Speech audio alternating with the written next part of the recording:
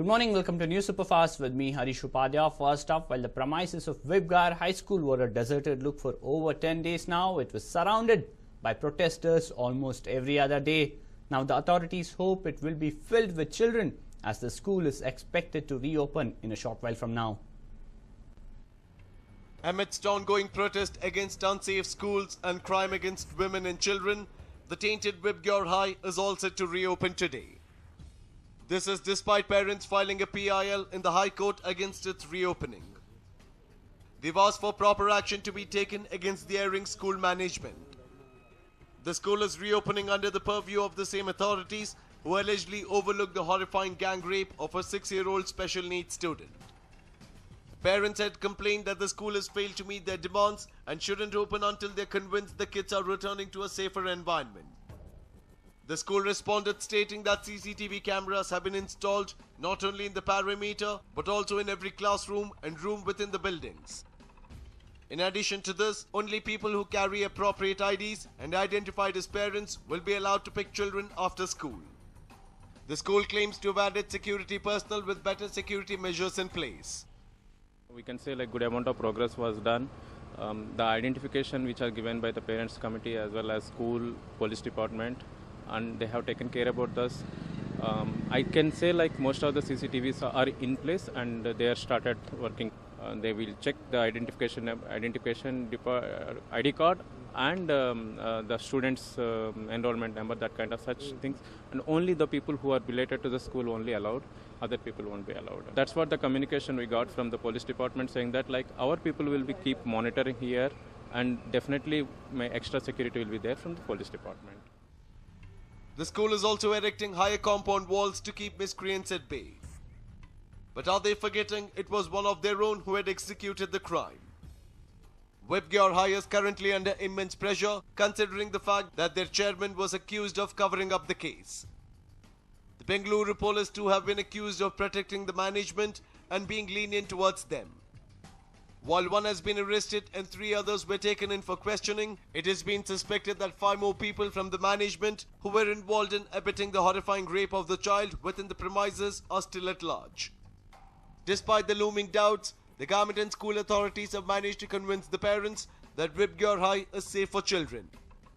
All the questions we asked, management, school, education department as well as home ministry, the police department has given assurance for all the questions we have given.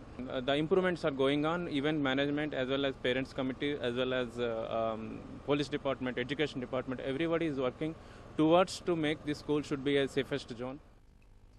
The school is expected to resume classes for students from 5th to 10th grades, while classes from 1 to 4 will begin on Wednesday. Schooling for pre-primary children would start on July 31st. The school is over 3,000 students. Are they returning to a safe environment? Deepak Bopanna for News9, Bengaluru. Moving on, it's a mega project that provides drinking water to 123 villages, but thanks to the substandard work, the project continues to languish despite being initiated more than 5 years ago. Here's more on that. The Central Minister of State for Civil Aviation, G.M. Siddeshwara, was seen spitting fire at L&T for its poor quality of work being undertaken in Davangere district. The project work is delayed and is nowhere near conclusion, though having got underway about 5 years ago. The project is to provide drinking water to 123 villages in Davangere and Jagalur taluks by releasing water from the Tungabhadra river near Harihara. The river water was to be released to 22 lakes found in these villages and later supplied to residents. The contract of installing pipes from riverbanks to these 22 lakes was assigned to L&T, but the company, which is known for its quality works, has failed miserably here. The villagers allege that the pipes can be seen broken at every half a kilometre distance along the pipeline. This has resulted in precious water being wasted randomly. Central Minister Siddeshwara, who personally paid a visit to Anagonda Lake in a taluk in Davangere yesterday to take stock of the situation, was deeply disappointed with the poor works. It did not spare the company officials for its apathy. ಇದು ವ್ಯವಸ್ಥೆ ಸರಿಯಾಗಿ ಆಗಿಲ್ಲ ಅಂತ ನನಗೆ ಅನಿಸ್ತದೆ. ತಕ್ಷಣವೇ ಅಧಿಕಾರಿಗಳು ಮತ್ತು ಸಂಬಂಧಪಟ್ಟಂತ L&T ಅವರು ಬಹುಶಃ L&T ಅಂತ ಹೇಳಿದ್ರೆ ನನಗೆ ಗೊತ್ತಿರುವ ಹಾಗೆ ಗುಣಮಟ್ಟದ ಕಾಮಗಾರಿ ಮಾಡ್ತಾರೆ ಅಂತೇಳಿ ನಾನು ತಿಳ್ಕೊಂಡಿದ್ದೆ. ಈ ಕಾಮಗಾರಿಯನ್ನು ನೋಡಿದಾಗ ಗುಣಮಟ್ಟ ರೂಪಿಸಿಲ್ಲ ಅವರು. ಅದಕ್ಕೆ ಹೊಣೆ ಯಾರು ಅಂತ ಅವರೇ ಅದನ್ನು ಸರಿಯಾಗಿ ತರ್ಕ ಮಾಡಿ ತಿಳ್ಕೊಂಡು ಕೂಡಲೇ ಒಂದು ವಾರದಲ್ಲೇ ಅದನ್ನು ಸರಿಪಡಿಸಿ. Since the water in these 22 lakes was found to be contaminated with a high percentage of fluoride, the state government took up the project to provide drinking water to 123 villages at a cost of 114 crore rupees. The private company has laid pipes, but they are broken before ever being used. And at some places, the water is flowing into lakes at a slow pace, which has prompted villagers to say that it would take it more than a year to fill a lake. Technology ಏನು ಹಂಗೆ ಹೋಗೋ ಫ್ಲೈಟ್ನೇ ನಿಲ್ಲಿಸೋ ಅಂಥ technology ಬಂದಿದೆ. ಅಂಥ ಟೆಕ್ನಾಲಜಿಲಿ ಒಂದು ಕೆರೆಗೆ ನೀರು ಬಿಡಬೇಕು ಅಂದರೆ ಸುಮಾರು ಈಗ ಒಂದು ತಿಂಗಳು 2 ತಿಂಗಳಿಂದಲೂ ಕೂಡ ನೀರು ಬಿಡೋಕ್ಕೆ ಪ್ರಯತ್ನ ಮಾಡ್ತಿದ್ದಾರೆ. ಆದರೆ ಅಲ್ಲೆಲ್ಲೇ ಪೈಪ್ ಹೊಡಿತಿದ್ದಾವೆ. ಇದು ನಿಜಕ್ಕೂ ನನಗೆ ತಿಳಿದು ಕಳಪೆ ಕಾಮಗಾರಿ ಅಂತಲೇ ಅನಿಸ್ತೈತಿ.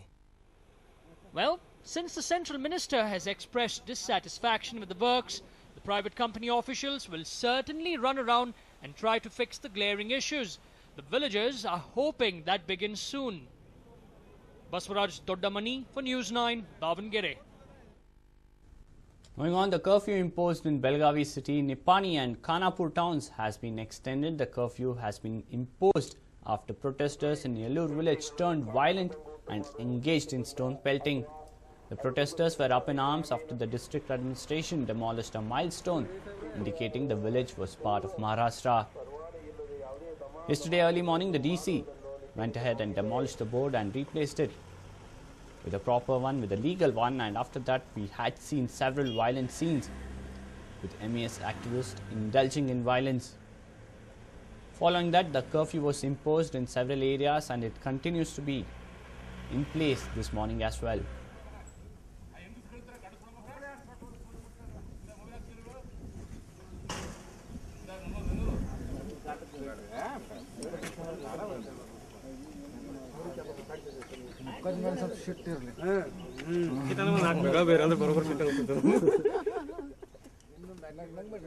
My colleague Arun joins over the phone line. Well, Arun, what is the latest information? Harish, what we are given to believe is that the curfew has been extended till the midnight of 29th, that is tomorrow. And at this point of time, additional police reinforcements have been sent into this particular town in question. In fact, there is although things have been brought under control, there is some kind of tension in the air. So the police and the district administration is keeping a hawk eye. In fact, the special representative of the government of Karnataka, the joint commissioner of police Bengaluru, that is Hemant Nimbalkar, who had also served as the SP of Belagavi, is still stationed in Belagavi. He is overseeing the situation and is in close liaison with the district administration to ensure that nothing untoward happens.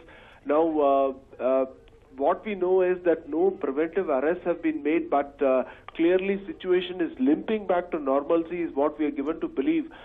Clearer picture will be available only later in the day, but at this point of time, the most important thing is that the curfew has been extended till the midnight of tomorrow. So only if you go by the curfew norms, only 30th onwards, things will be back to normal.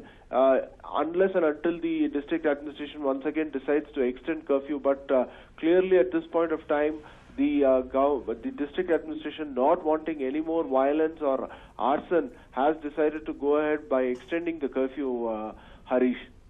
Well, thanks a lot for joining with all that information, Arun. There you go, the curfew has been extended till midnight tomorrow.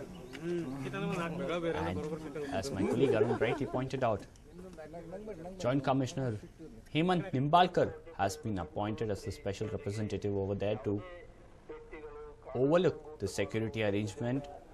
With more trouble expected from MES activists, he has already held a round of talks with the MES leader last evening.